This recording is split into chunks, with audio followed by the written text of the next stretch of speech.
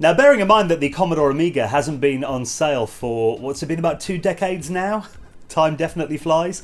We are actually still quite spoiled on the platform in terms of new software releases, and actually 2016 has been a really good year so far in terms of homebrew indie Amiga game releases. Now, I've covered a couple on my channel in the last 6 months or so. There was Tanks Furry that came out at the start of the year. I did a video and a gameplay on that with Ravi, who's my podcast co-host. I'll pop a link in the video description if you missed that one. And then in the springtime I covered Amiga Racer. That's a new racing game that's coming out on the classic Amiga a bit later on this year. And in the last couple of weeks there's been a game that's kind of come out of nowhere. There's no pre-release hype or any announcements or anything. Literally one day they just posted it onto one of the forums, and I've got to say I'm really impressed with this game. Now, it's by a team called Enable Software, and the game is called Blocky Skies, and it is an overhead puzzle game for the Amiga. And I've got to say the style of this looks really contemporary though. It kind of reminds me a bit of games like Fez, you know, those they try and look 8-bit but they're actually modern games, and you find a lot of them on stuff like Steam and Xbox Live and that kind of thing.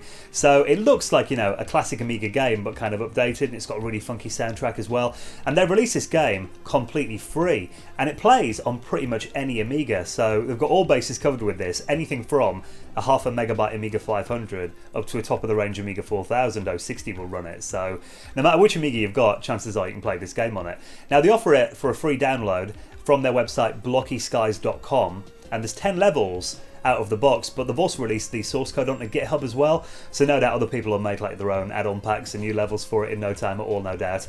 And you can either download a hard disk installer, there's ADF files, or an ISO if you want to burn it onto a CD-ROM and play it on a CD32 or an Amiga CD TV.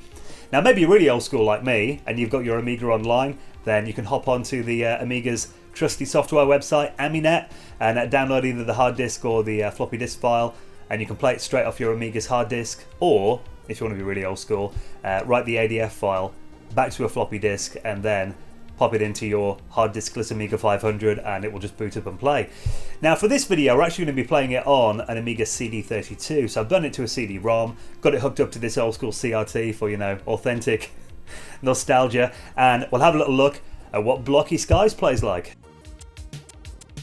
And when you first boot up Blocky Skies, this is the introduction graphic that you get, and also a pretty funky soundtrack going on as well. There's actually 3 different mods, Amiga modules that play throughout the game. Some of them are actually quite like glitch step, so they sound quite contemporary, and they get pretty nasty at times, it's got to be said. So you press the fire button, or on this controller here, the red button, as I'm going to be playing this with the Competition Pro CD32 controller. I've only played it so far on my Amiga 4000. I've got a feeling this game might be a bit easier to play with a joystick than a pad, but we'll give it a try because I've already got it set up on the CD32, and with it being a Friday night, a nice chilled beer on the go as well. Cheers. Although this is quite a memory intensive game, so probably drinking alcohol while playing this game is not going to give the best results, so I might wait until after I've demoed the game.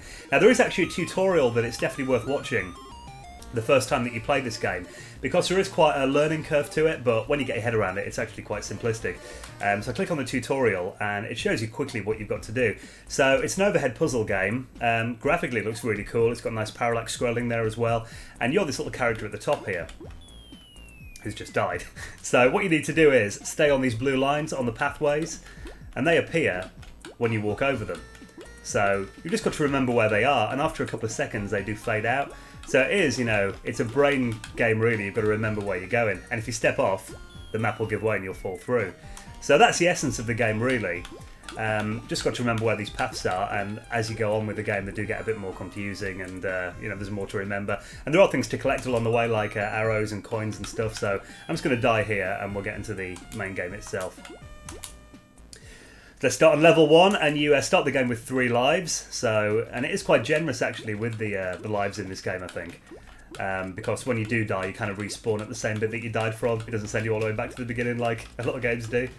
And you get coins along the way, but as you can see, there are some coins that are off the course, so it kind of tempts you away. But obviously, if you collect those ones, it will be a life lost. So it's just remembering where these blue lines are at first, really, and then you do get some more kind of obstacles a bit later in the game. Yeah, as I suspected, this probably would be a bit easier with a joystick. With a pad, it is a bit fiddly. So as you can see, the paths do get a little bit more complicated as you go along. Oh, okay. Let's try that one again. With that sip of beer, knew it was a bad idea. Okay. As you can hear the music going in as well, you know, as you play the game, it's quite funky. And we've got an enemy there, there's a little, like, beetle or something there that you got to avoid. So it's a matter of timing that as well, and then remembering, obviously, where your path was.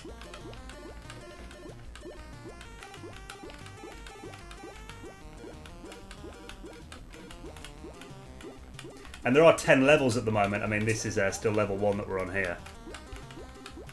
But hopefully, you know, with the source code being released, people will come up with other maps for it. Now, I should have took the bottom way there, but I can get a lot more coins if I take the more complicated route at the top. And then we've got an arrow there. So if you jump on an arrow and press fire, your character will then remember where the path was and follow it. So that's quite useful from time to time when they pop up. And there we are, we finished level 1. And there you go, that's been a really basic look at Blocky Skies. I've got to say, I'm really, really impressed with this game. I mean, you know, even the fact that it's a new Amiga game in 2016 kind of blows my mind. But just the quality of this as well, it's really polished. You got those, you know, really nice, vibrant graphics that look really well done, that kind of parallax scrolling background. You know, the music that sounds quite contemporary in that kind of, you know, glitchy 8-bit way. And as I said before, I mean, you know, this game wouldn't look out of place on like Steam or Xbox Live in the arcade section. So I think the guys have done a great job on this, and the fact that it's playable on like pretty much any Amiga is awesome as well. So definitely give it a download. The website is blockyskies.com. I'll pop all the information in the video description. Thank you for watching, and of course I'll keep you up to date with any new Amiga games that come out as well in future videos.